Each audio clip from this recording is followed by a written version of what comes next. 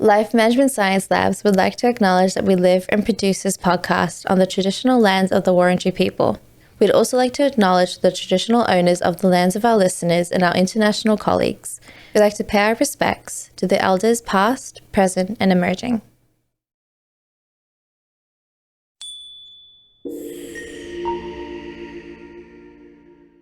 Hey everyone, and welcome to Raising Parents, the Parenting Science Insights podcast, produced by LMSL, the Life Management Science Labs. We are champions of life management science, providing structured insights informed by science and inspired by practice on key aspects of conscious living. Each week, we bring you scientific and practical insights on each element with the expert knowledge of professionals in the field. I'm your host, Dina Sargeant. Now, let's get started. Hey guys, and welcome back to another episode. Now, we're talking about self-compassion. Self-compassion is not selfish. It is not an excuse to have some alone time.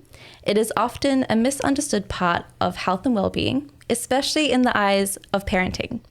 So today, to talk about some of the big misconceptions on self-compassion lifestyle, we are joined by a self-compassion coach, as well as running her own practice into meditation and mindfulness.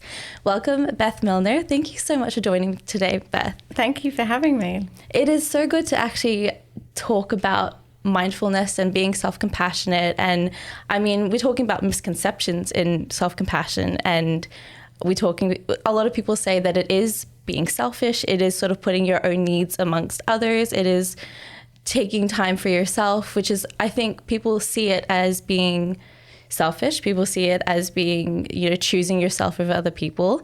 And it's so important for us to sort of get that misconception out of the way. And I'm so glad that we get to talk about that today. Yeah, me too.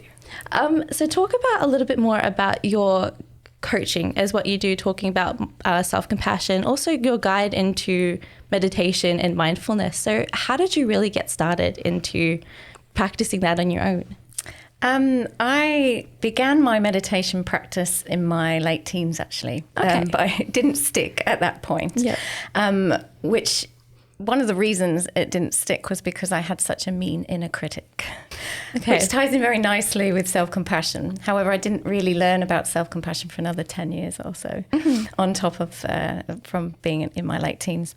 So I learnt meditation in a very traditional way early on in my practice, but I struggled with it. I had such fierce inner criticism that I found this concept of trying to stop thinking, which was the way it was delivered to me at the time, impossible to work with. I just found myself in an inner battle with my thoughts, and I was perfectionistic, and so it really didn't work for me at that point. However, I was very interested in Buddhism. I was very interested in mindfulness, and so though I wasn't meditating in my 20s, I still had that curiosity. Then when I started teaching as a primary school teacher, so this was in my late 20s, I had a very difficult class. I was living in North London. I had many significant social and emotional issues with some of the children. Not my issues, their issues. However, I will say I did have issues. I, as most people, I think particularly with a British upbringing, was not taught how to work with my emotional life. So trying to manage this difficult classroom became intensely difficult for my own nervous system. I was very fortunate because at the time, one of the parents was a psychologist. And she handed me a book. It was Mindfulness for Children. And I started implementing some of those practices, very simple memory games, things like that, deep breathing, lying on the floor, visualization, little practices for the children so that they could regulate and really then attune to their learning. So that was helpful for them, but it's also helpful for me because it sparked this deep curiosity about this practice that seemed to have such a strong effect on them.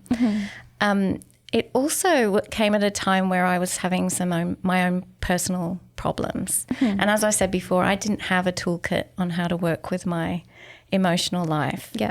My previous toolkit in my 20s was drinking heavily, overworking, over-exercising, under-eating, overeating, you name it, any form of distraction really, and lots of self-criticism. So at this time, I had 2 miscarriages. So I had a miscarriage and then a year later had another miscarriage. So I was suffering Yeah. I was deeply suffering and I didn't know what to do with it. And as anyone that's had a miscarriage will know, it's one of these strange, ambiguous losses that nobody really speaks about. So there's no real outlet for it. And I sought some support. So as well as taking up meditation, I also brought back my yoga practice that had waned through my 20s. And I also sought the support of a therapist. And this was amazing because then I did fall pregnant and I had a successful pregnancy, and I also had this practice of supporting myself emotionally, meditation, yoga, mindfulness, and also seeing a therapist. And I think when we've suffered deeply, we become more compassionate to other people who are suffering in a similar way. That's often the way that it works.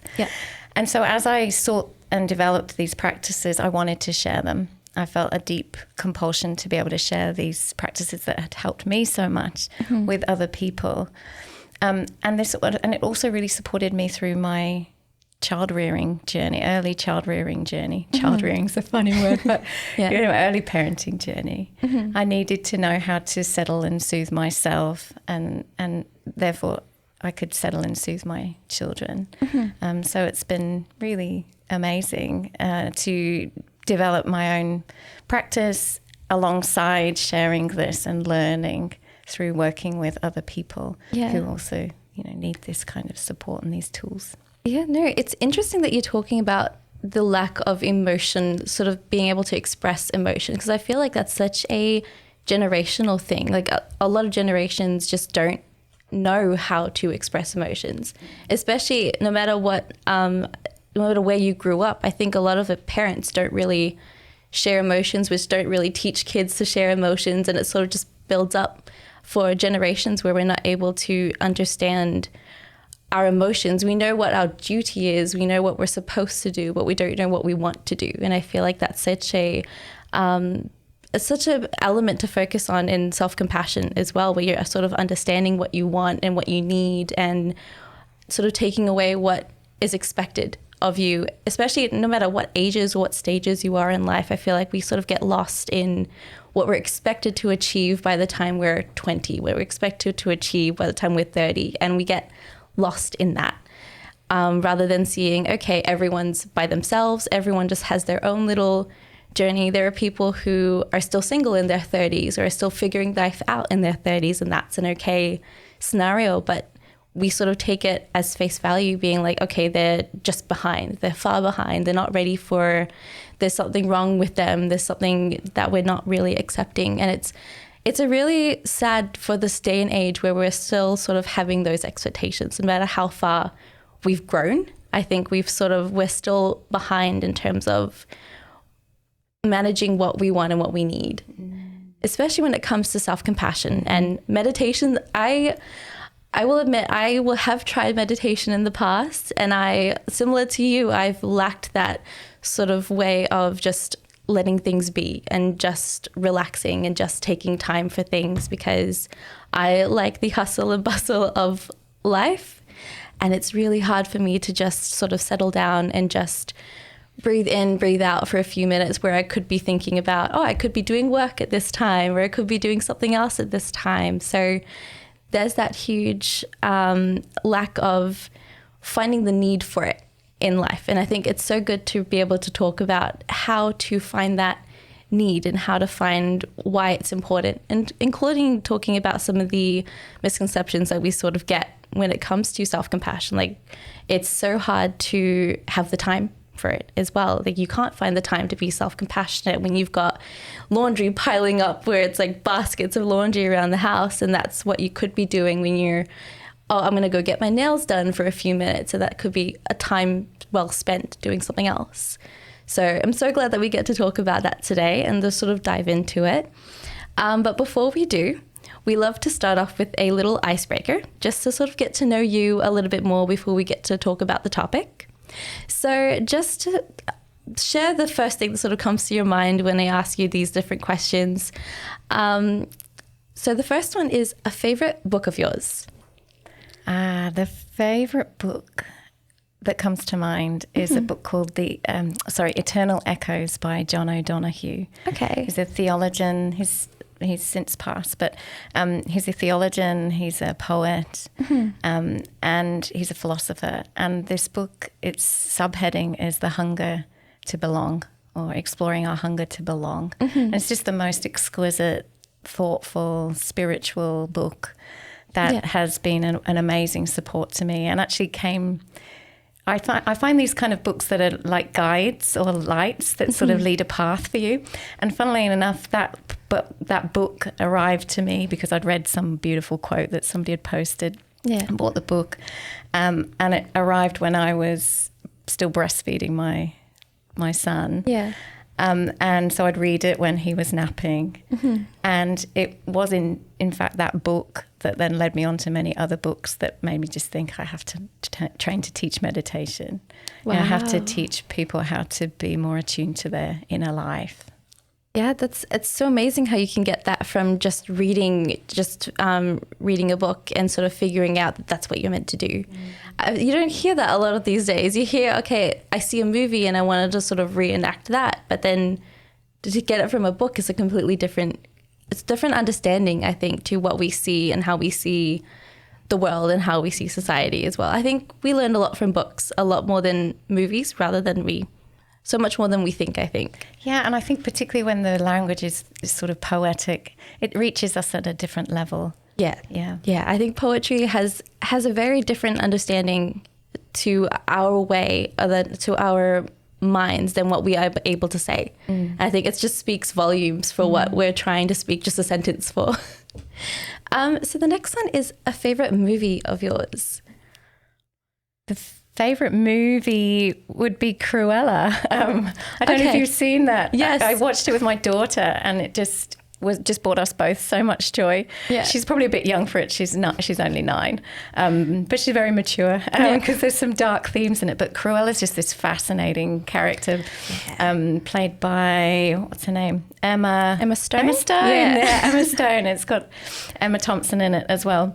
And because I lived in London for a long time, it's got the London vibe in it, and you see places in London and the amazing music that reminds me of my parents. And growing up, they loved all their sort of 60s, 70s music. So it's a good one. I love that movie. I think I watched it far too many times. And then I watched 101 Dalmatians after that, and it's sort of like the whole understanding of Cruella. I think we misunderstand her character quite a lot, and I think that backstory really gave an understanding into her character far better than I think any other Disney movie has done when it comes to villains of movies. Yeah, and I think that's what I love about it, because I'm so interested in the psyche of people, and everybody's behaviour is meaningful. Even bad behaviour, what we consider to be bad behaviour, I think it always comes from a meaningful place if we would truly understand a person. So I get what you're saying. Yeah, no, I think she is amazing, especially the way that Emma Stone was able to play her and just sort of bring her character to life. I think it's amazing to see the visual aspects that they're able to sort of make us understand. So the next one is a favorite podcast of yours. I've been a long-term fan of The One You Feed with Eric Zimmer. It's a personal development, self-help, lots of meditation teachers interviewed on there. It's been a great guide for me as a teacher, and also just as a human. Yeah. No, that sounds really interesting. So they basically talk to different people who are in meditation?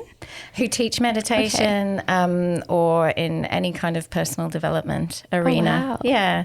So come from all different backgrounds, but really interesting. Yeah, no, that does sound really interesting. It sounds really calming as well. It's super calming. And I always recommend to my students to listen to either that one or there's another one called 10% Happier. Okay. With Dan Harris, and just listening to people talking about meditation and different strategies and tools or concepts, super helpful for your practice. Yeah, no, I think especially if you have to have the voice for it for a podcast as well. If you have that calming voice that sort of comes in as, okay, I really want to listen to you, I really want to keep listening. So I think it's always, podcasts have that way of doing it where if they have the perfect person to voice it, then it comes out as something that you just want to continue to hear, which is it's always interesting to see the different ways that people talk on a show, and some people are very upbeat, some people very slow and very just, okay, I'm going to be talking for this amount of time, and I'll take my time, I'll speak very softly, and it's really nice to see the difference between the two. Mm-hmm. So the next one is a famous role model that you have. Now, this is a tricky one because I don't know that she's famous here, and she's in her 80s now in the UK, but she was my former boss. Okay. Her name's Dr. Miriam Stoppard, and she was sort of a pioneer for media doctors, so, well-known doctors on TV and in the paper. Yeah. And she still has a column in a national newspaper has done for decades. Yeah. She's written 70 books, and they've been translated into 15 different languages. Wow. In the area of childcare, women's health, and parenting, pregnancy. So it's really interesting. That was one of my first jobs out of university. Yeah. My first degree. And I loved supporting her and her work. She was just a fascinating woman who came from very little and was just so determined and talented and driven. Wow, it's amazing that she's still writing and she's still talking about something that she's so passionate about, even down the line, even until now. So that's amazing to see. Yeah, and I think what I love is that when she became pregnant, that became her focus. When she had children, parenting became her focus of her writing. When she went through menopause, and she just followed her life and studied research and put it into a form that the layperson can understand. Yeah. Especially if you follow her life, you can probably see how much she's grown in that amount of time from when she started. So that's an amazing journey for her to have as well. Yeah, and I feel so fortunate that she employed me to be her assistant for a few years. Yeah. Well, that's amazing. So the next one is a favourite course that you've completed. Now, this is so random, but I did a special effects makeup course at the London College of Fashion. Wow. Again, that was in my early 20s before I'd kind of got into a more serious career. Yeah.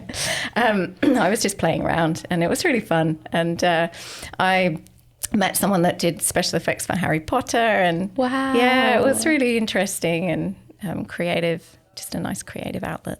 Yeah, no, I think it's an amazing course. When you said that it was obscure, it is it's very obscure. It's very different. But no, I love that it's something that you don't have to take into everyday life, but you can just know that you've done it and know that you've experienced it. I think that's what a lot of courses are, and we don't really realize it. And it's amazing how much we learn from just small courses and how much we take from that as well. So it's a nice way that you tried, okay, this could be something that you want to do, and then you find other things, and it's like an interest that you just keep wanting to figure out whether you're interested in it or not. So, yeah, and I've always been a bit playful like that. Yeah, that's a really cool way to sort of take your career into another direction as well. Yeah, and you meet people, and it makes me think now, just like you were saying earlier about expectations and following the path, and everything's got to be somewhat productive, and sometimes just doing something that's fun and playful and just seeing where it takes you. Yeah, I think especially when you're in, like, no matter what stage you are in life, I feel like you can always just sort of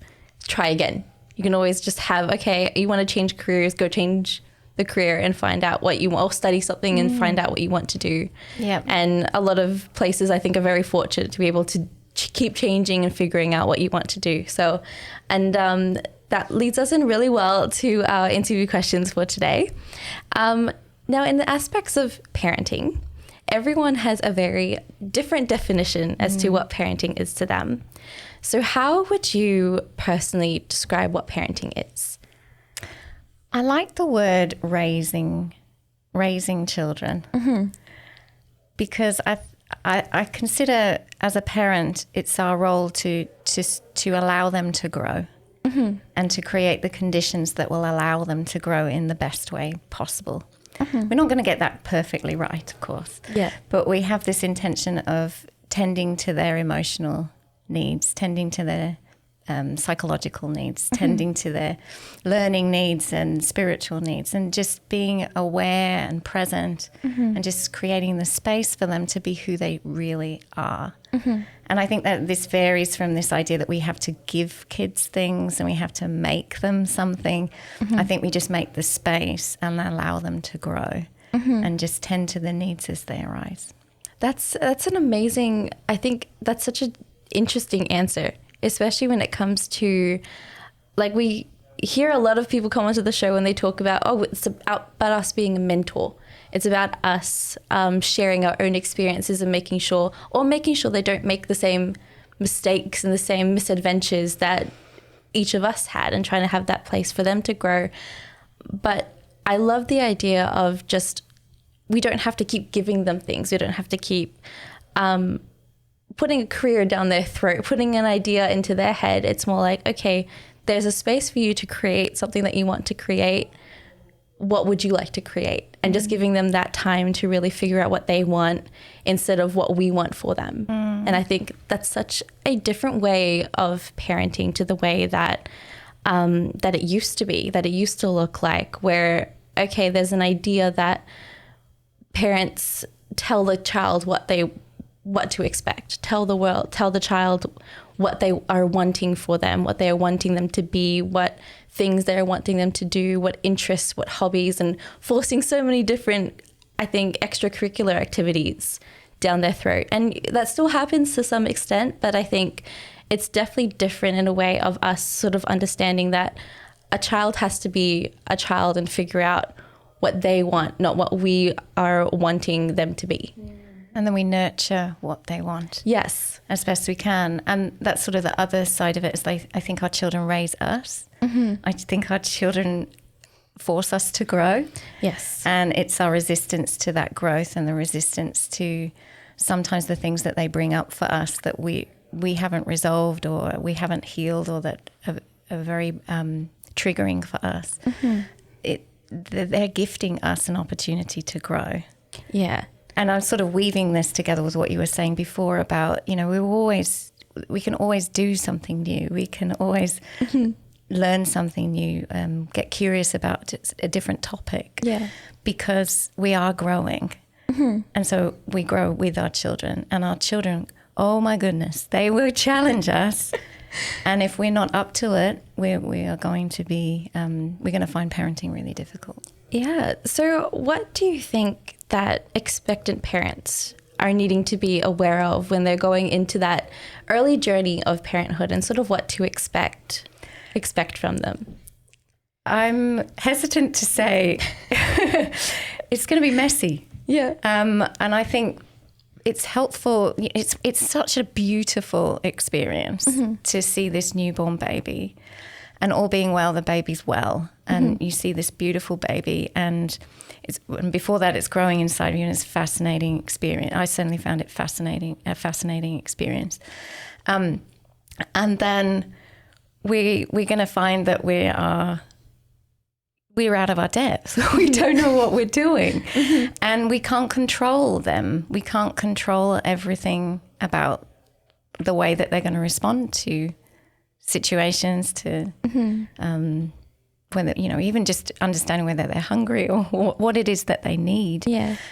So being able to surrender your need for control, try that.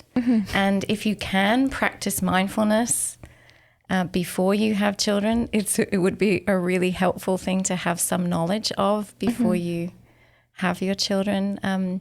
But it's beautiful, and it's big, and it's messy, and it's gonna wake you up, and you let it wake you up.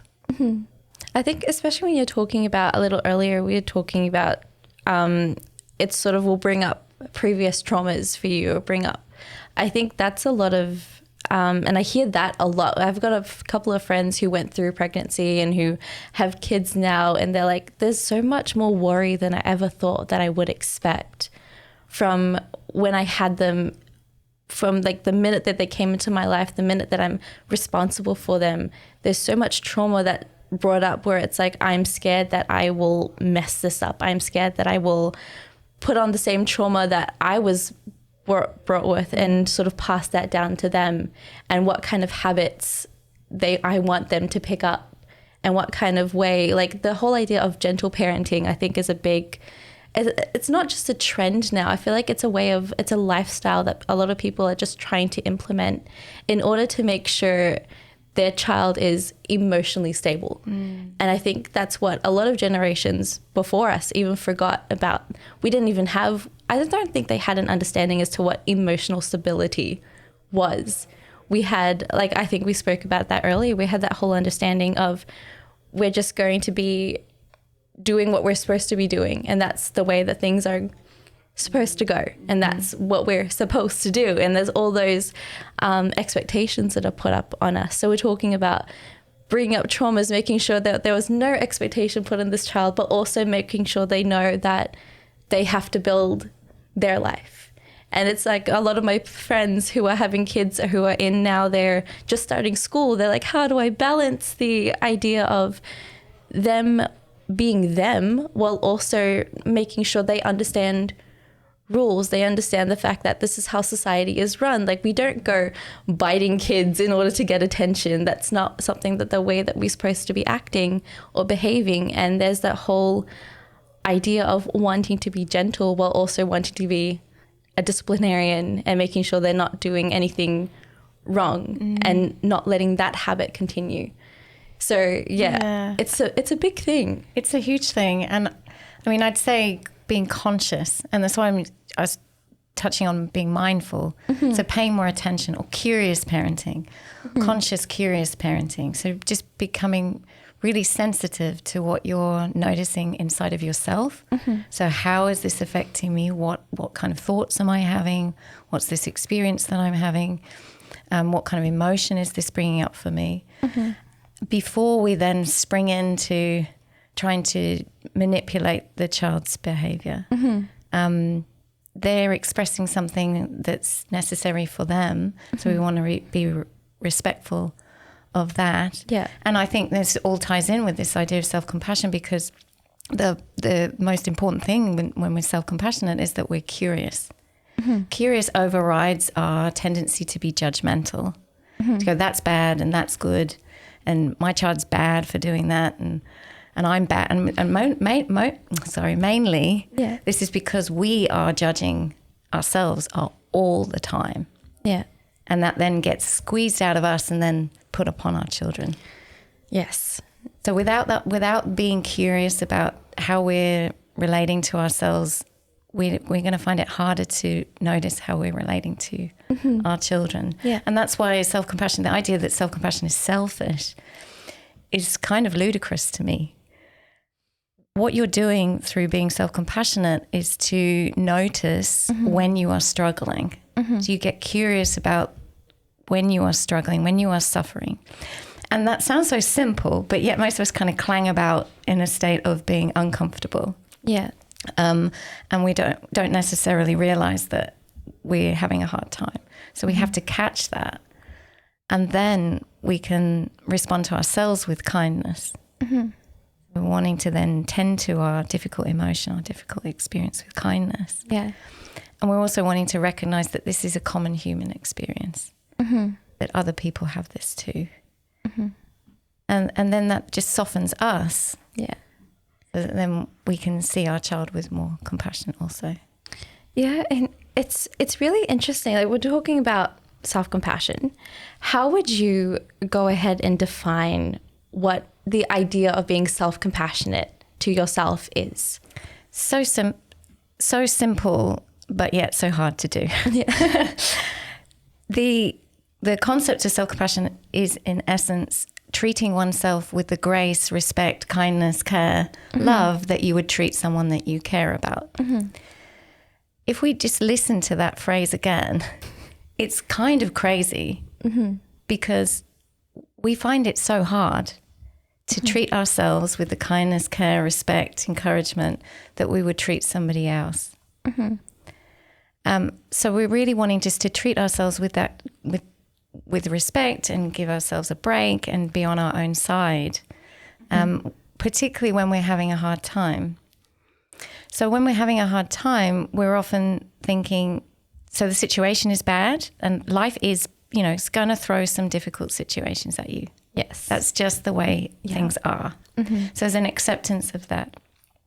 But the second piece is that we're then punishing ourselves for the fact that we couldn't control life. Yeah. We couldn't control these circumstances. We couldn't control this thing that's happened to us. So our kid's throwing a tantrum, and we may find that we're also having a bit of a tantrum inside and blaming ourselves for this situation. You know, if only I'd given them dinner earlier, if only I'd, played with them a bit more. Yeah. And so we become really hard on ourselves. And so what that does is perpetuate a stress response. So it actually activates your nervous system, so you feel more inflamed than is probably necessary to deal with the situation. And so what we're doing with self-compassion, is simple definition, is we're treating ourselves with care and kindness, and that soothes us. Yeah, it sounds very simple, and I think we hear that phrase a lot: treat yourself how you would treat others. And I think the way that from what I'm sort of understanding, there's that way, it's so different that we're treating other people with the same kindness. We're talking to people nicely. We're trying to treat other people with respect, but we can't quite grasp the fact that why don't we do that as a natural practice to ourselves? It seems such a interesting concept to put into practice into every day, where it's like, oh, I should have done that. I should have done it. If I did it earlier, then I could have done other things at a later time. But if we were to say that to someone, we would know that they would put us in our place and say, you don't have to talk to me like that. You don't have to say that to me. I know I could have done it earlier.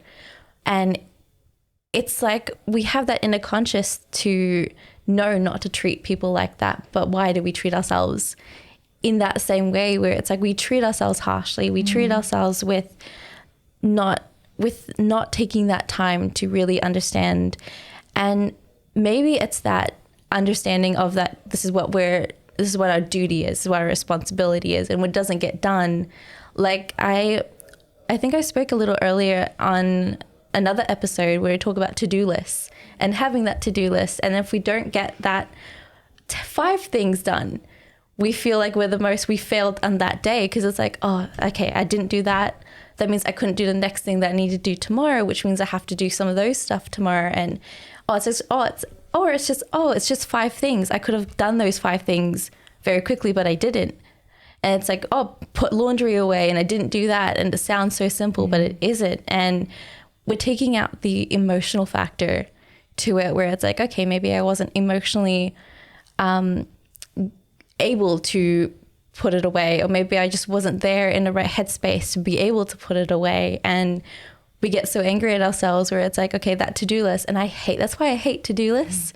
I will say that in every episode, no matter what, that I absolutely hate the way that to-do lists are styled, where it's like, it's going to make us feel bad if we don't get it done.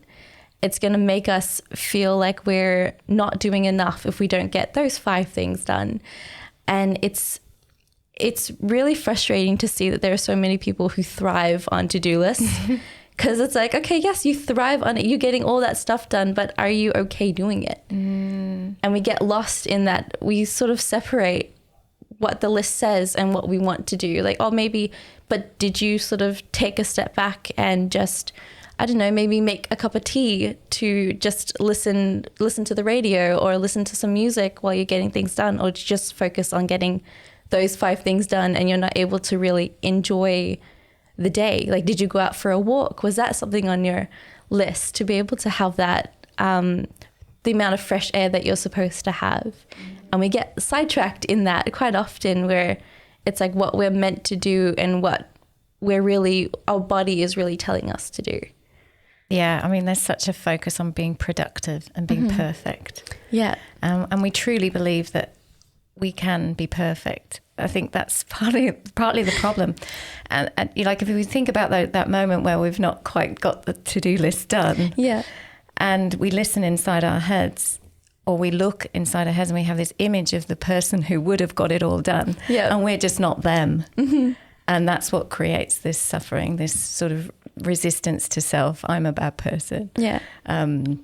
Whereas, more recently, I've been more self-compassionate and go, oh, Okay, maybe I'll just put 2 things on my list. And I really have to resist putting the third one. I'm very realistic, Beth.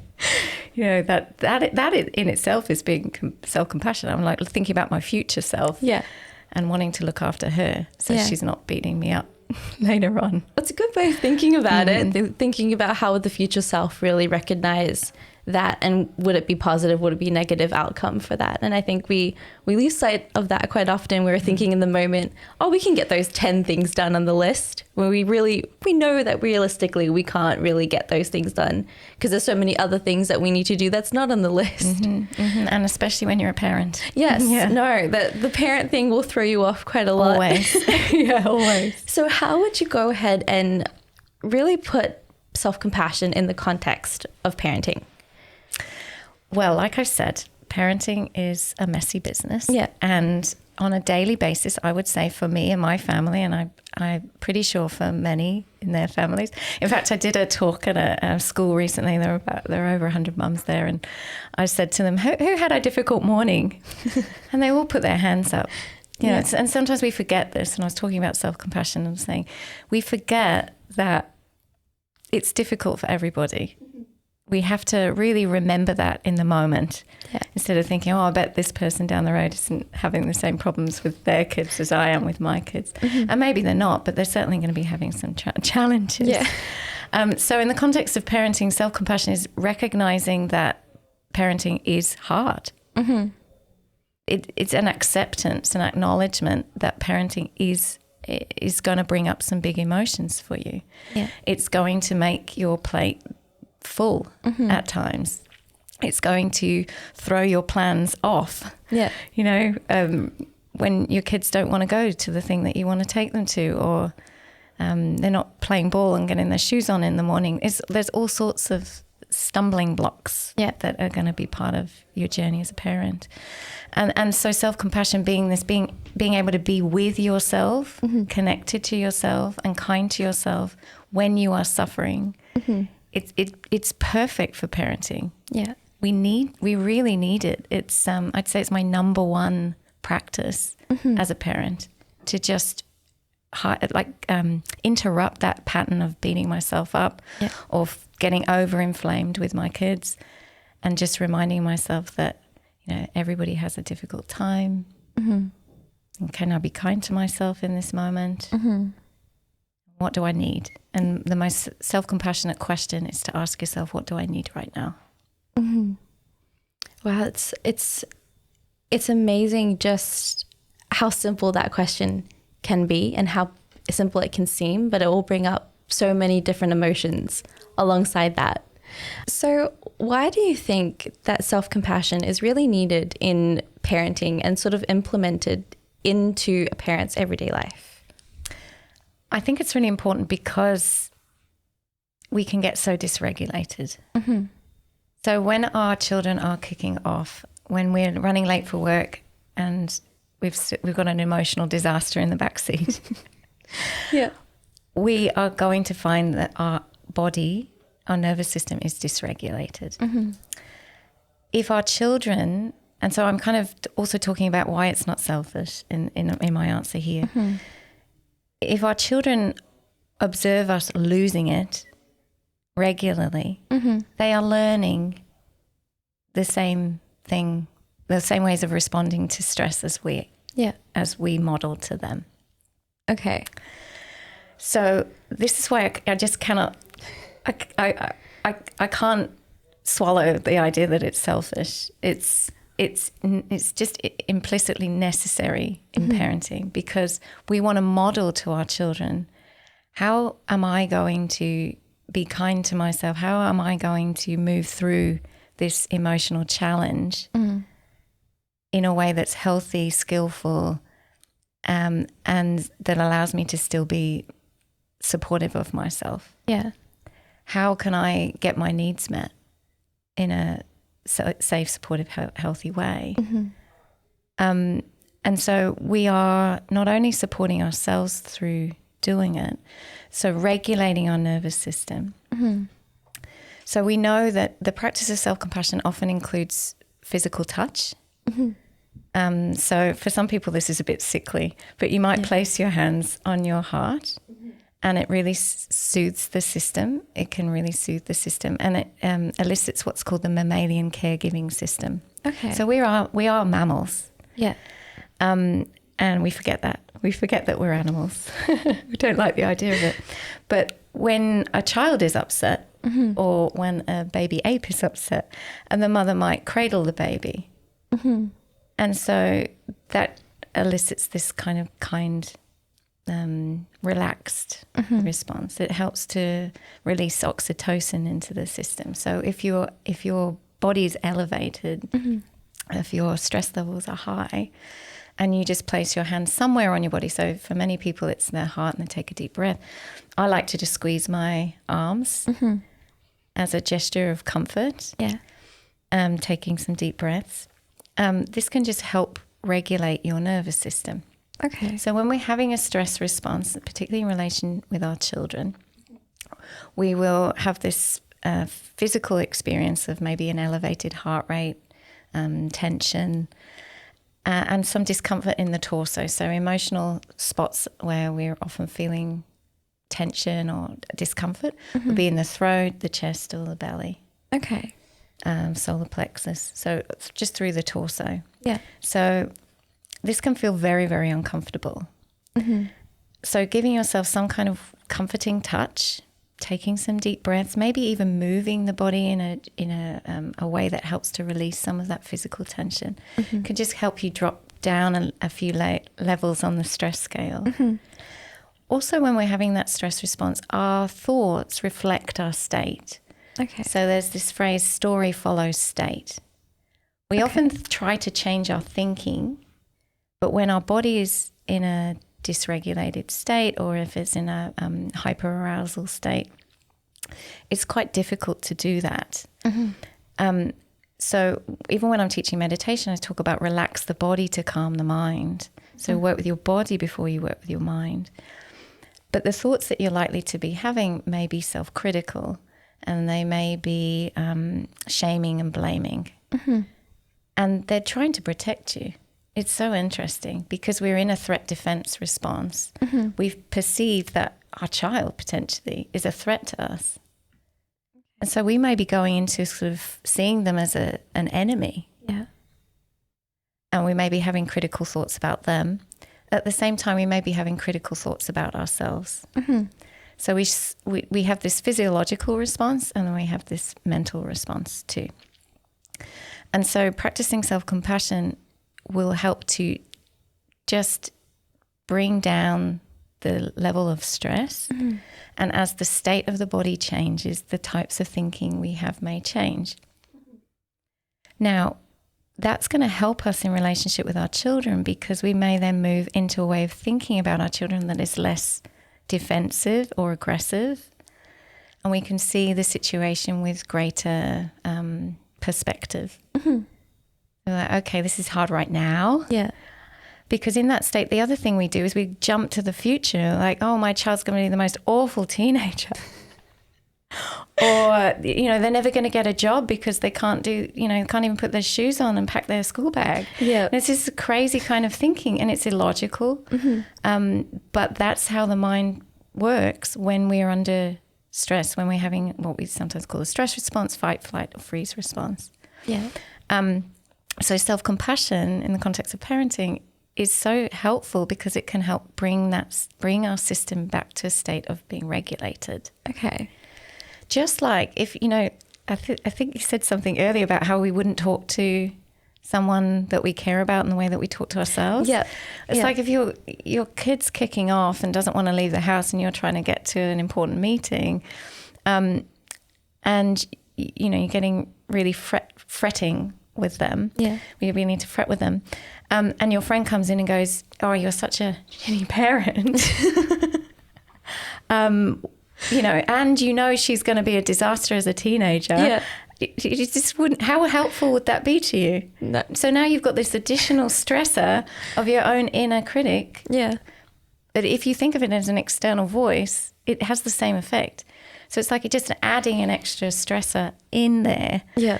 So self-compassion helps to dilute the power of that. Now, I'm not saying it's easy, because when you're dysregulated, when you're in a threat defense response, those narratives are intoxicating. Yeah. They feel so real. And this is partly why self-compassion can be so challenging for people, because they, in that moment of discomfort, of thinking we're a bad person, we don't want to let go of that belief because it feels like that's the threat. But the crazy thing is, the threat is us.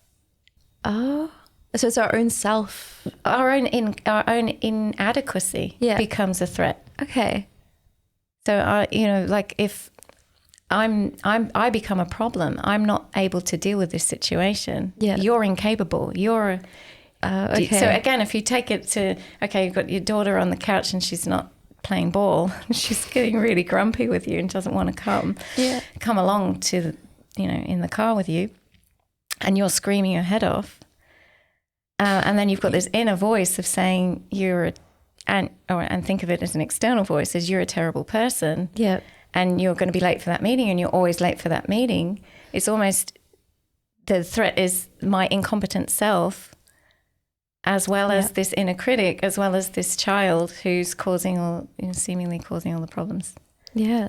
I don't know if that makes sense. There's just so much complexity to it. Yeah. So then when we can bring ourselves down to just being, oh, this is a really difficult moment. Yeah. And so this might lead into a nice, simple way of practicing. This is a really difficult moment. Can I be kind to myself in this moment? You just have to catch it. Yeah. And this is the first piece of developing self-compassion, is mindfulness. So mindfulness is essentially paying attention to what's happening in the present moment. And as we become more attuned to our bodies, we're more likely to feel that dysregulation, as uncomfortable as it is, and catch it. And then once we catch it, we can get really curious about it. Yeah.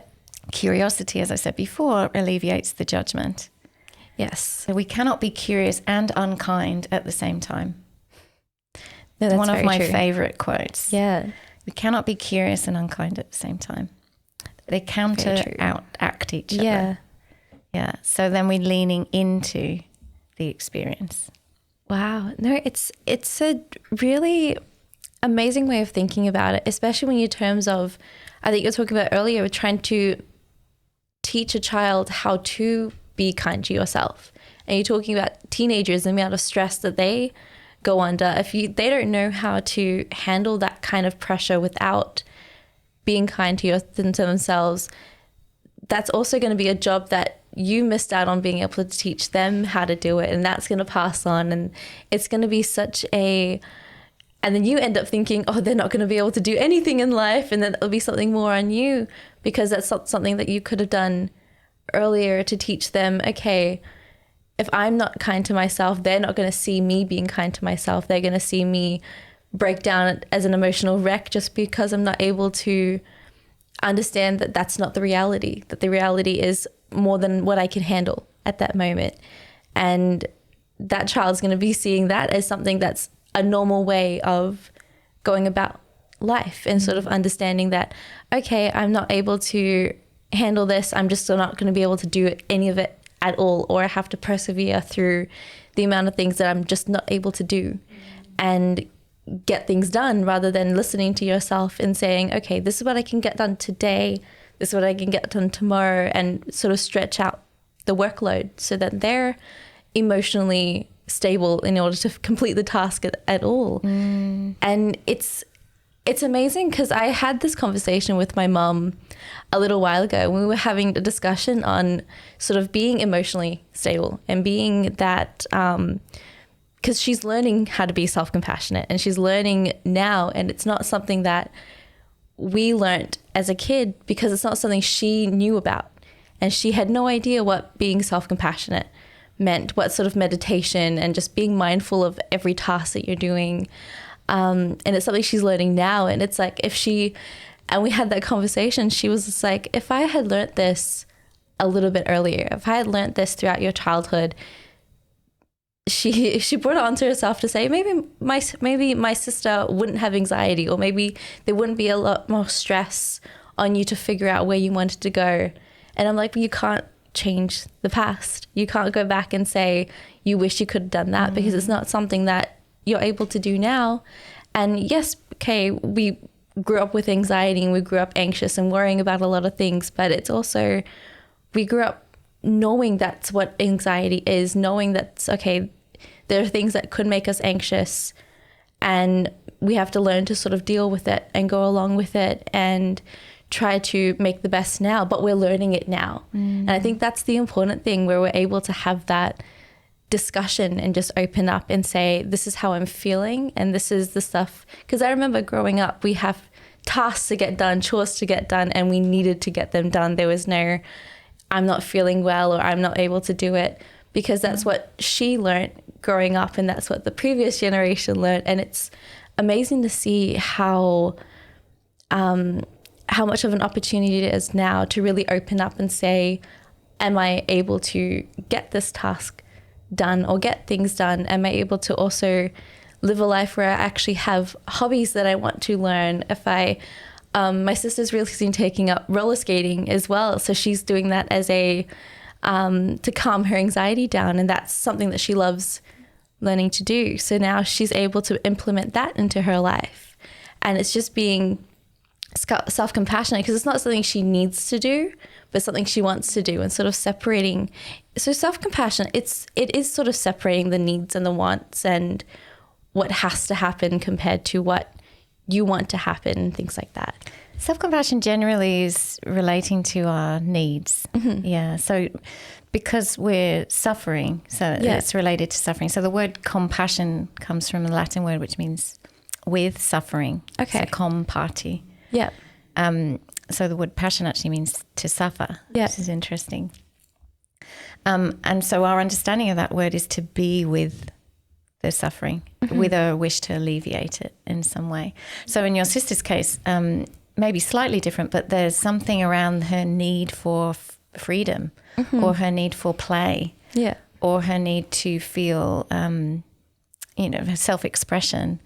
These are they're fundamental needs. They're often pushed aside, particularly if we've been brought up in a way that, we've had to be completing tasks in order to remain in favor with our family. Yeah.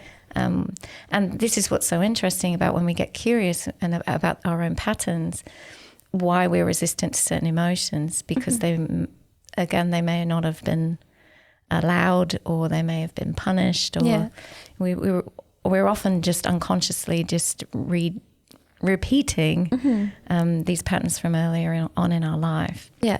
And so when those big emotions come up, this is why compassion is to be with that. Okay. With more curiosity, because most of us don't understand our emotional life. Yeah. And that's why it's so beautiful that you're describing what I would call like a repair with yourself and your mum. It's over a long period of time, and how beautiful that your mum's reflective over something she's discovered now. And it's also interesting to me, because when I first discovered self-compassion, I bawled my eyes out for my past self. Yeah. How I'd been so, had eating disorders and a lot of anxiety and a lot of self-criticism. And the idea that I could have been kind to myself, there was also a sadness, because there was a regret for not having had that earlier and having suffered so much. Yeah. Unnecessarily, but because I was repeating patterns from my family's, their own problems and difficulties with emotion. Yeah. Yeah. So what are some of the specific strategies or even some of the techniques that you have that parents can use to really cultivate self-compassion and really put it into an easy everyday practice? There's two that are coming to mind that are nice and simple and short. And the first I alluded to a little bit earlier, but I'll make it a little bit more succinct. Is called the self-compassion break. So Kristen Neff is a really well-known self-compassion researcher. She's sort of the queen of self-compassion. Yeah. She's an associate professor for the University of Texas. Anyway, she's developed some amazing resources in this field. And one of her meditations or practices that you can do on the spot is called a self-compassion break. Okay.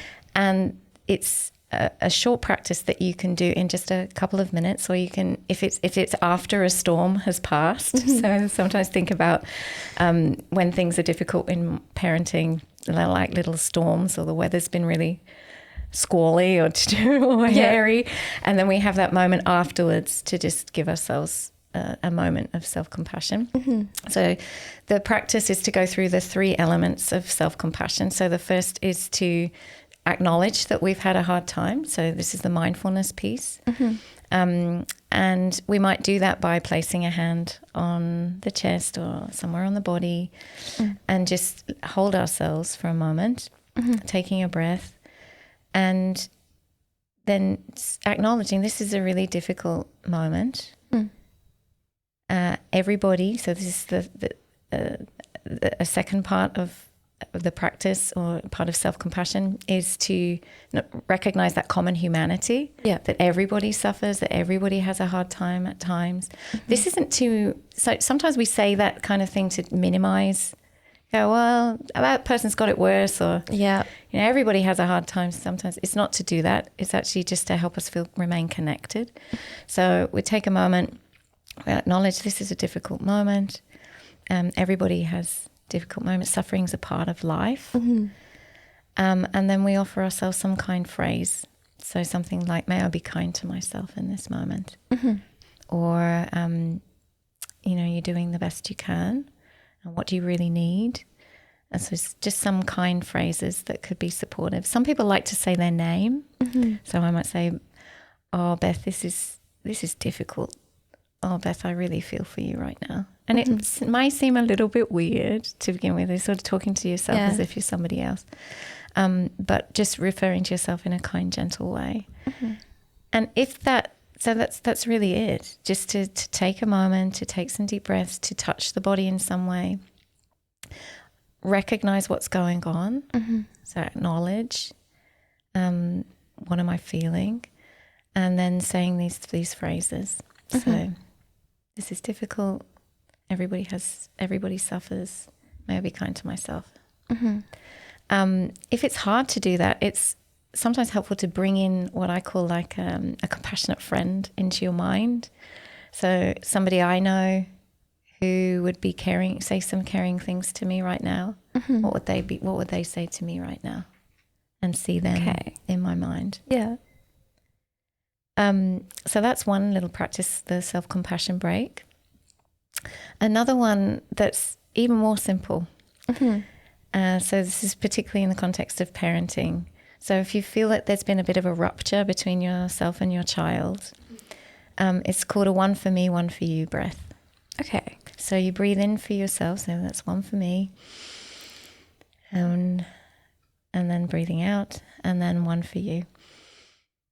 Breathing out. And actually one of my favorite ways to do this is in for me, breathing in for me, and breathing out for you. Imagine that you're soothing and supporting yourself, and then you're soothing and sending kind wishes to the other person, to your child. Wow. So I think it comes with a lot of acknowledgement to the fact that this is a really difficult situation. And I think that's where a lot of people sort of get stuck. The simple thing is just acknowledging the fact that it's difficult, because usually we're into quick problem solving mode and we need to figure out what the solution is going to be without even acknowledging that there is a problem to begin with. And I always wonder why it's so difficult for us. Like, it seems so easy. Okay, we just need to acknowledge the fact that this is not working, that we need to find another plan to be able to work around it. But why is that so difficult for us to even acknowledge or even take a second to just understand the fact that this is a very difficult situation? It's bizarre, isn't it? Yeah. I think it's because it feels so horrible. So if we actually stop and sit with the feeling, it feels horrible. And of course, with anything painful, we resist it. We want to avoid it. We don't want to experience that visceral experience of a difficult emotion. particularly if we've grown up in a household where emotions were shamed or we were mistreated or there was any form of trauma related to emotions. So we can feel that in our nervous system as being terribly uncomfortable. So in part, it's strange, but we find ourselves swallowed up by a whole world of concepts and thoughts. Mm-hmm. Because we don't feel things when we're thinking. Yeah. If we're spending most of our time thinking, we're not feeling. Okay. It's almost because the mind's only got so much attention to spare. Yeah. So if we put it all into our thinking mind, mm-hmm. then we're less likely to feel it. Yeah. There's actually a really helpful analogy from Buddhism when they talk about the two arrows. I'm not a practicing Buddhist. I'm very curious about Buddhism, as I mentioned before, but it's a really helpful story that can support this understanding. So the first arrow is like life is going to throw some challenge at you. Mm-hmm. And then the second arrow, and you can't avoid the first one, unfortunately. They're going to fly from every direction, particularly when you've got children. And then the second one is your response to the first. Okay. So your response to the first could be, so it's like if you got hit by one arrow, yes, that would hurt. Mm-hmm. If you got hit by two arrows, it would hurt twice as much. Yeah. So if our response to the first is to just keep working harder, okay, to pile up, which actually piling on more stress, but we're not realizing it. Yeah. Or self-flagellation by saying horrible things to ourselves, about ourselves, or about other people. Mm-hmm. So shame and blame, these are second arrow things. Or jumping into the future and just saying how terrible it's all going to be. Or falling into the habit of comparison. So that family that we know, they're always perfect. And this is just, there's just more ways of wounding ourselves for the fact that the life is just tricky. Yeah. So the second arrow we have more choice over. Mm-hmm. The second arrow is not necessarily optional. We wouldn't be so bold as to say it's optional, but it's the one that we have a little bit more control over. Okay. So how do we respond to ourselves when we're having a hard time? Yeah. But you have to recognize you are going to get hit by an arrow. Yeah. So you're going to have to deal with that one, and it's going to hurt. Yeah, no, it feels like, especially when it comes to the idea of acknowledging it even, it sounds like a whole lot of the fact that we're admitting defeat as well. Like, okay, we're admitting defeat that didn't work the first time around, or a situation isn't working straight away. And just even the acknowledgement of each error that sort of comes hit us, we're not acknowledging the fact that it even exists. It's because we're getting hit by it and we're getting affected by it, and we're not able to, we're having to defend ourselves rather than even say, okay, this one hurts. Like going straight into throwing the arrow back and saying, no, I'm not accepting this. Yeah, that's right. Resistance. Yeah. What we resist persists, though. And what resistance causes more suffering. So it's pain times resistance equals suffering. Yeah. So if we think the more we resist it, the more painful it will actually be. Yeah. The more we will suffer. Yeah. Which is bizarre because we have this idea that everything's going to be perfect. True. Like our baseline understanding is that everything should be perfect. Yes. And anything that rocks the boat, anything that dysregulates us, anything that feels uncomfortable, we don't want it because we think that that's not how it's meant to be. And so we spend a lot of time resisting the idea that the first arrow has even hit us by going into, if only I'd done that differently. Yeah. And we're jumping into the past, trying to change what's the fact that there's an arrow in your chest. Yes. Oh, I think that it works in so many different ways when you think of in any aspect, not just parenting, but I think in everyday life, there's so many things where you can't control and so many things where you want the perfect picture. And I think we look at the perfect picture as like an end goal, as an end scenario, as the perfect scenario. In a perfect world, every child would have two parents. In a perfect world, every person would have a healthy lifestyle and a healthy mindset. But that's not the case in every sense. Not every person did start off with that healthy mindset, with that understanding of emotional regularity, of that understanding of this, you can be whatever you want to be. Not every child grew up with that, and not every person grew up understanding that. And I think we get lost, we get sidetracked as to what the world's expecting of us and what we're expecting of the world rather than what the reality of the situation is. Exactly. And that's what you're right near the beginning of, like, parenting's messy. Yeah. And if you can accept that, so acceptance is a huge part of this practice. So I actually use the acronym LEAN IN. And you can sort of have it. And actually, when I talk about self-compassion, you can do formal self-compassion practices, but you can do these kind of more on the go, which is perfect for parenting. So this concept of leaning in is looking and listening. What is happening right now? So this is the mindfulness piece. Explore it. So it's curiosity. Explore what am I feeling? What's going on? That's shifting us into a state of being more present. A for accepting and allowing. Okay. Like, it's saying yes to this, even though it's not nice. It's going to make your shoulders drop if you go, okay. Yeah. This is how it is right now. This is how it's going. Yeah. And it's hard. And so the N is for nurture. So can I nurture myself? Can I care for myself? And I also add in needs. What's the need? What do I need here? So nurturing and considering what the need is. Yeah. And that goes for our children too. So leaning in. We want to lean in when they're behaving. I heard this wonderful quote just a few days ago, but it was saying that attention seeking is connection seeking. Oh, wow. Wow. Yeah, it's beautiful. Yeah. Because we're so often going into that threat defense. You're a problem. Yeah. You're to blame for my bad feeling. I don't want this bad feeling. It's your fault. Yeah. And they're doing the same thing to us, but they're children. Yeah. So they need to learn, it takes them time to learn that. So they are also having a hard time. So when and this is the other quote that I heard, which is, when they're giving you a hard time, consider that they are having a hard time. Wow. Those quotes are really hitting. They're really good, aren't they? And it's just a complete reframe of compassion. Like, can I lean into this? Yeah. And I think especially when you're talking about having that need for a connection and having that need for, especially the first quote, I'm still trying to process that part. It's just their focus on attention is just their wanting of some kind of connection with a parent or with someone that they respect, or a caregiver, and just sort of having that bond with them. Even though they could be messing up, it could be a deep reason why they are just because they're wanting that attention from the one person it truly matters from them.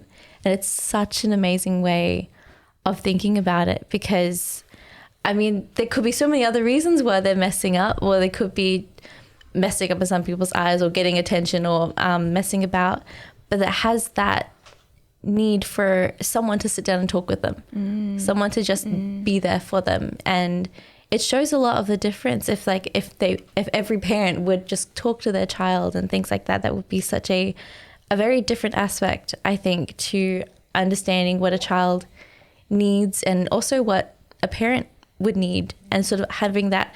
And I think when I had that conversation with my mom a little while ago, there was that, it was just a shoulders down, okay, this argument is settled, this sort of understanding as to how we grew up and how every situation went about. And we sort of both sat down and just dissected so many different aspects, because there was so much that we both needed to unpack and pretty much relearn about each other.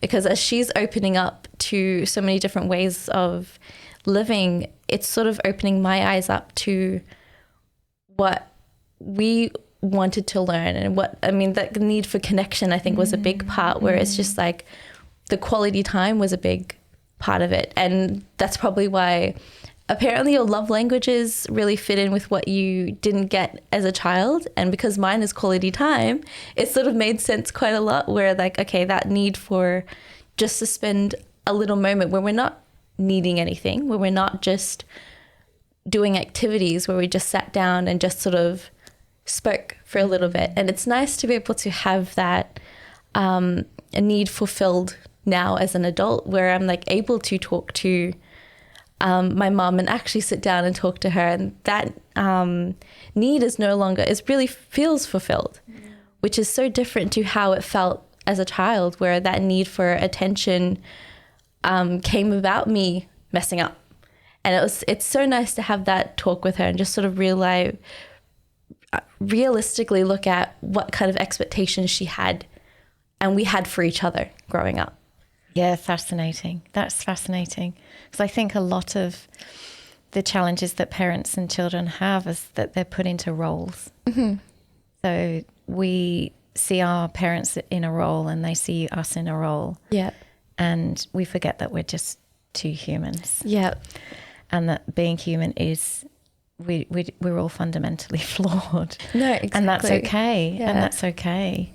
And this is another thing that I recommend to parents with your children, just share your inner monologue mm-hmm. when you're having a hard time. Mm-hmm. You don't have to say all the things that you're thinking about them necessarily, but just say, this is what I'm feeling right now, owning it mm-hmm. and helping them see that you are doing this to regulate yourself, to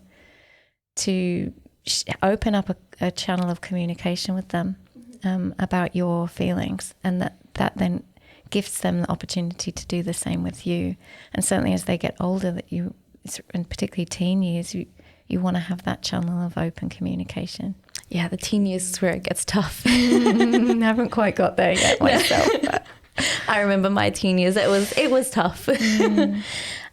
In what way does self-compassion contribute to building a stronger parent and child relationship? A bit like I was saying, yeah. You start to see each other's humanness, mm-hmm. and you say, I'm willing to be human with you, and then you can be open and loving human with me. Mm-hmm. So it really helps build that loving connection between you. Okay. And I think that removing the idea of, you always have to have it worked out. Actually, kids want to know that you're in control.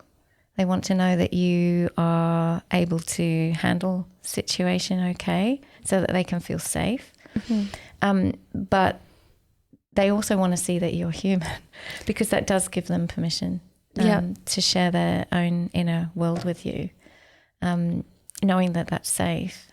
Mm.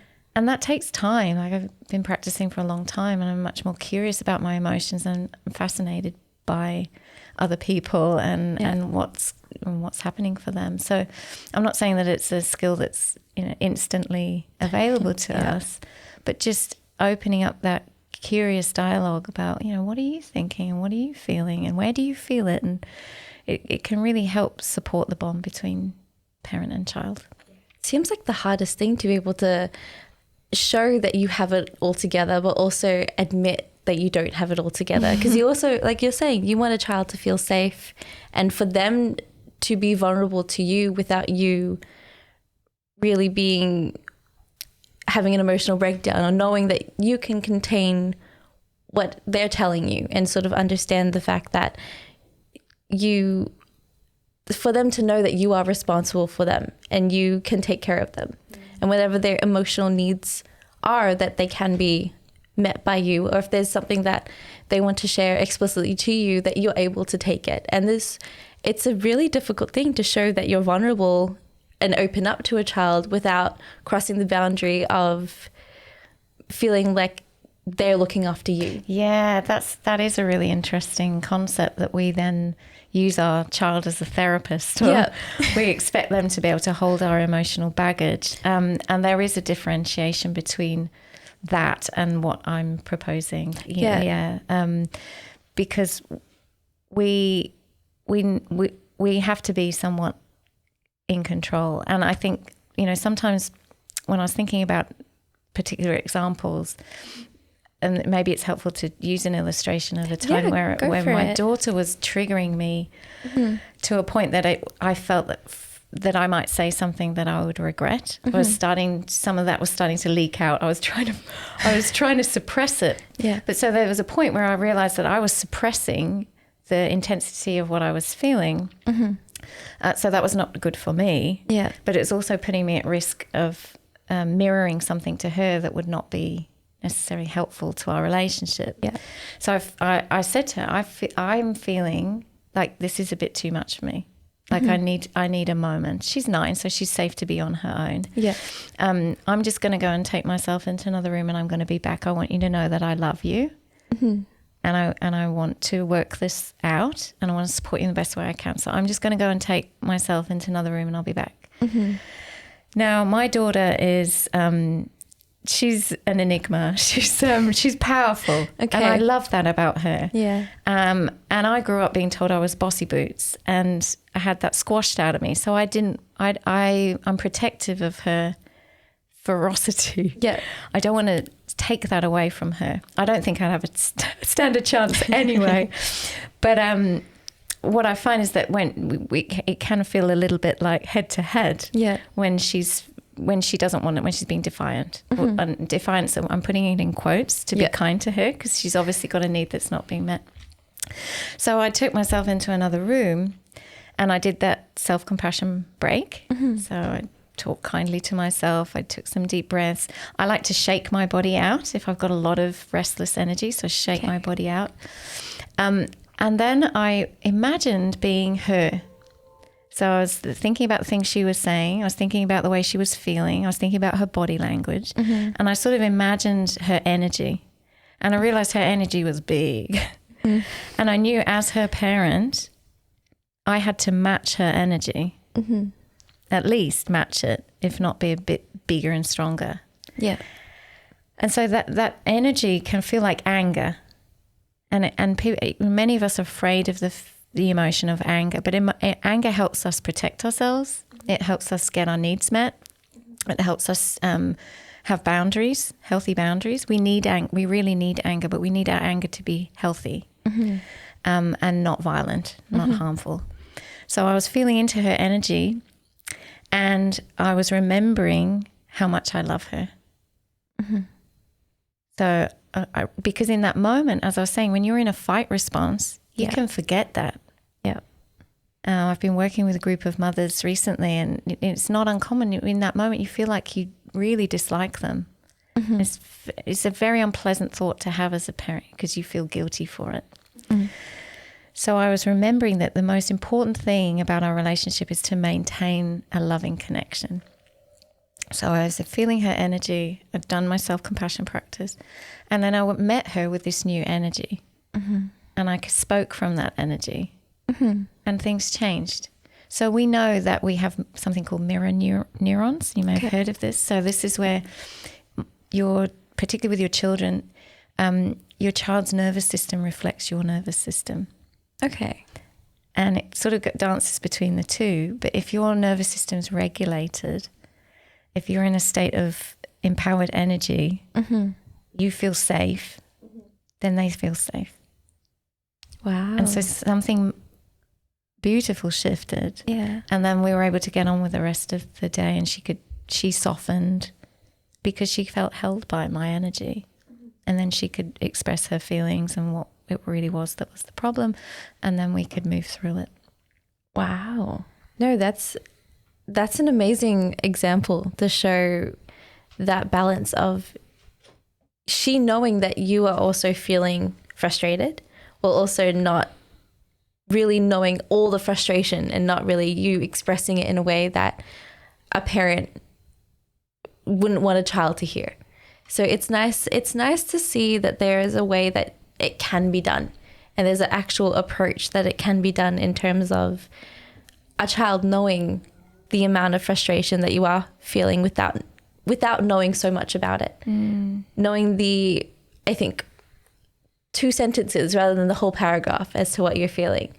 So it's, when you put it into practice, how often would you find yourself, like you're saying that you're about to burst, about to blow up? How is that practice sort of going into your daily routine of being compassionate? I'd say there's a sort of this informal practice that's kind of when needs arise, that I'm practicing self-compassion, or that I recommend people practice self-compassion. I mean, stress is our biggest trigger, because that's what we're wanting to catch that. and we're wanting to catch it as early as we can, and we're not going to get this perfect. So let's not try to be perfectly self-compassionate, because then we're just going to end up in a big heap of struggle. But what we want to do is be able to integrate this into our day in an informal sense. But it can be helpful to have some formal daily practice too. Yeah. And when I say formal, I don't want you to think that it's super formal and serious, but I find it very helpful at the end of a day before I go to sleep. I do like to meditate, but you can just do what I call a daily review. Okay. Which is just a short practice of sitting up in bed in comfortable posture, maybe closing down your eyes and just scanning through the day that's been. And this can be in the context of parenting, but it could be for anybody really. And just to sort of think, well, what went well? Yeah. And what was difficult? And just give yourself that chance to kind of glance over the day that's been, and how was I with myself today? And that in itself is a bit like we're describing that beautiful bond between parent and child, where you're just giving yourself that space to be seen and to be listened to and to be held. And any emotions that you maybe didn't get to process during the day, that's a safe place for them to come up. And if you need to have a sob or a scream or a stretch, then that may be a good time to do that, because what we know, there's more and more research suggesting that repressing emotions is really bad for our health. And it can improve our sleep, this practice too. Yeah. So you just scan through the day and you'll lightly get distracted, but that's okay. It's just letting your mind sort of sleepily just go over what went well and maybe what could be different next time. And what are some of the 3 good things that you could sort of list about going through this practice and just reviewing the day? What are 3 good things about it that you found when going through it? I think a little bit like gratitude practice, it makes you more aware. When you know that you're going to do that at the end of the day, it makes you a little bit more aware during the day of moments. Our life is just moment. Yeah. We don't tend to think of it that way. We're often caught up in the narrative or the story of me. Yeah. So it's helpful in that it helps us become more attuned to, particularly when things go well in the moment during the day. So it's helpful there. As I said, it can be helpful to release stress from the day and to prepare you for sleep. Yeah. Yeah. And it can just help you develop a more attuned awareness of your inner life, like your thoughts and feelings. Yeah, it definitely feels like it will keep you present at each, like you said, everything is just a moment. It keeps you completely present, knowing that, okay, this happened, I can remember this and I can talk about it later. Or I'm feeling frustrated at this time, or this person really annoyed me at work or school pickup, and then I can talk about it here, and I can sort of have that time to digest the situation and not really hold grudges as well. It sort of lets go of that opportunity to be like, okay, I'm feeling frustrated. I don't know when to express it, and when do I have time to sort of just let it out. And that seems like the best moment to do that, where it's also not disruptive to your everyday life, where it's like, I'm not going to break down at any moment and just sort of release all that energy at the worst time and take it out on somebody else. It sort of lets you take it out on just that situation and that little timeline in your whole story. So it sounds like it's really helpful to just be conscious of so many different things.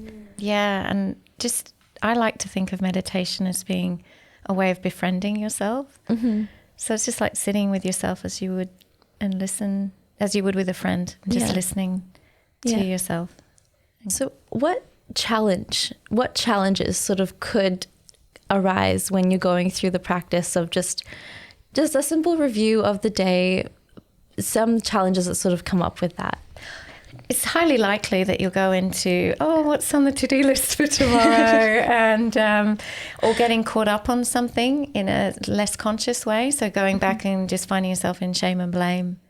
Okay. But I also believe, though, with your eyes closed and making this a more intentional practice of self-compassion, you you'll notice that. So, I mean, a lot of it is just noticing. And as I said right near the beginning, it's not that complicated. It's just becoming more attuned to and becoming more curious about the ways that your mind behaves. So we tend to think all of our thoughts are true. But by sitting with ourselves in this it's fairly informal, really, because you're just letting things kind of run through. You just get a little bit more familiar with the behavior of your mind. So that's why I say, yeah, your mind will wander, and yes, you probably will start to try and problem solve some stuff, but that's okay. It's probably what's going to happen in the middle of the night if you don't do it before you go to sleep anyway. No, that's true. There's a teacher called Lauren Roach, a meditation teacher, who describes meditation like house cleaning for the mind. Yeah. So this practice is a bit like that. Yeah, no, it sounds very calming, very therapeutic as well, to know that you can validate yourself, validate your own emotions at the end of the day, and just accept the fact that things didn't go right in certain areas, but things also did go right. Do you just talk about the frustrated parts that happen, or is it more, it can be any highlight moment of the day? Anything. You just sort of let go of controlling it. Just let your mind, in almost like a daydreamy sense, just glance over the day. Okay. Yeah. Oh, and the things that still have energy will be the ones that pop up. Okay. So, if there's an argument or a slightly awkward conversation with a colleague earlier in the day, that might pop up. Yeah. Because it still has energy to it. So it still has some emotion attached to it. Okay. So you don't need to control it all that much, because what wants to be heard will likely come to the surface. Yeah. And how do you think that this practice has impacted your own parenting into your everyday life? Well, I'm very reflective. Probably too much of a degree. I've always been called an overthinker, but I think I found it really helpful because it has developed my curiosity and my metacognition and my ability to, really look around an issue my child's having. Again, like thinking about this idea of attention seeking as connection seeking. Yeah. So what is it that was difficult about that for them? So bringing them into, so many benefits. And certainly my relationship with myself has improved greatly from doing this and many other practices that I have been using for a while. Yeah, no, it sounds like it sounds very, like I've used this word so many times, but I think it sounds very therapeutic, and it's just unleashing a whole other side to you where you're suppressing a lot, or we're having to suppress. And it's accepting the fact that things aren't perfect, and without really letting it hold control of you throughout the whole day, you have that little moment where you're able to just reflect on it and let all the frustrations out, or let all the good things sort of be remembered throughout the end of the day as well. Yeah, it can be a gratitude practice too. Yeah. I'm talking about only the frustrations part, but I think even looking at it from the positives, being like, oh, I hit all the green lights on the way to work today. I think that's even the small things. Like I definitely always remember those days where I'm able to catch the train on time, or manage to catch especially the way that Melbourne train systems work. I think it's always great to remember even the smallest things where you had nothing going on, but you still had you had made an amazing lunch for yourself today, or I had lunch with a friend today, and that we ended up catching up.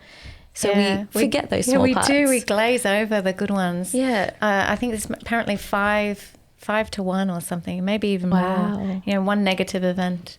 Yeah, no, that's amazing. Yeah. It's amazing. Yeah. So now we're going into the open mic section of the show, and you get to talk about anything that you are passionate about, anything that you want to talk with the audience. It sort of gives you a chance to talk directly to them and just share something that you are wanting to open up about, or even share an experience that you're wanting to share. Well, this year I've been exploring a slightly different program I've been creating called Transform Your Inner Critic. And I'm weaving together self-compassion meditation, and movement, and also some process work, psychotherapy, inner work. Okay. So process work is an approach to psychotherapy I'm really interested in. I've been studying recently, and it's very creative. So through this work, I've discovered that the inner critic, much as we don't want them, often hold some of the keys to becoming more empowered.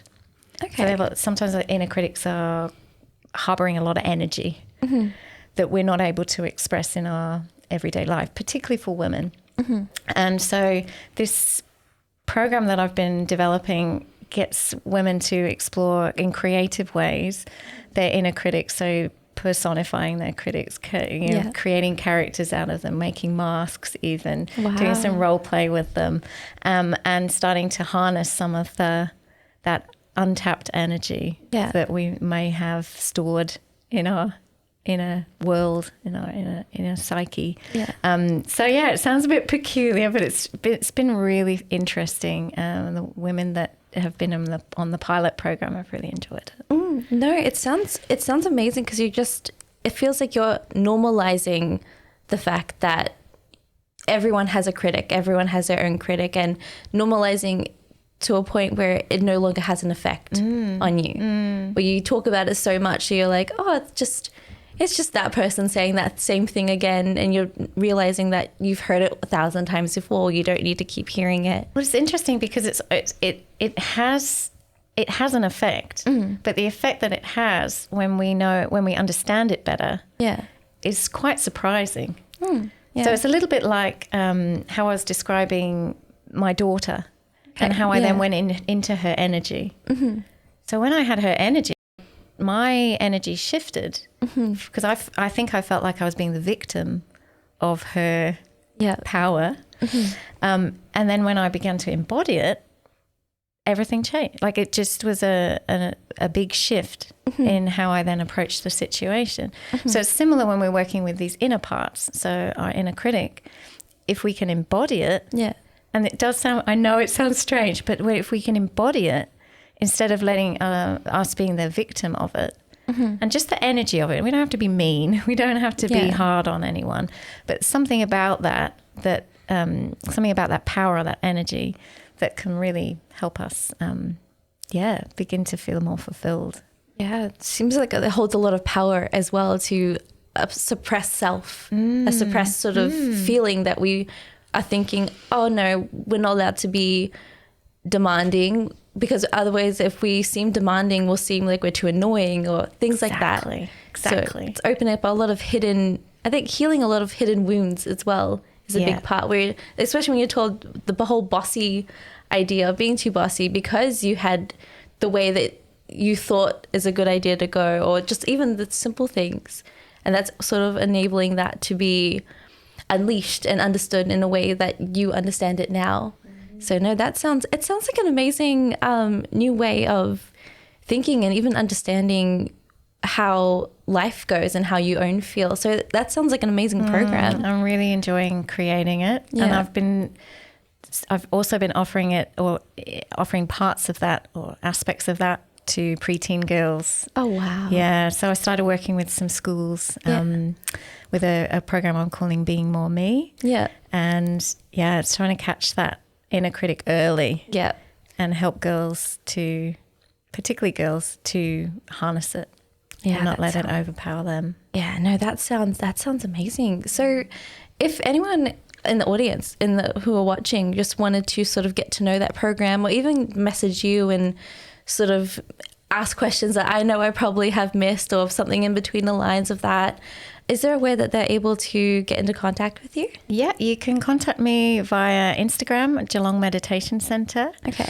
I'm also on Facebook, or you can contact me via my personal page, which is Beth L. Milner. Okay, perfect. Yeah. Well, thank you so much, Beth, for joining me on the show today. Thank you for having me. I've enjoyed it.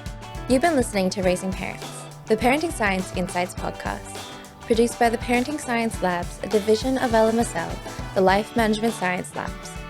More episodes are available from 10 life management perspectives and can be found by searching LMSL on Apple Podcasts, Google Podcasts, Spotify, and other podcasting apps available on your smartphone. If you enjoyed this episode, please rate, share, and subscribe to our channel so that other people can find it and we can continue to provide quality content. More of our work can be found on our website at pa.lmsl.net, where you can join our movement. I'm Dina Sargeant, and thanks for tuning in.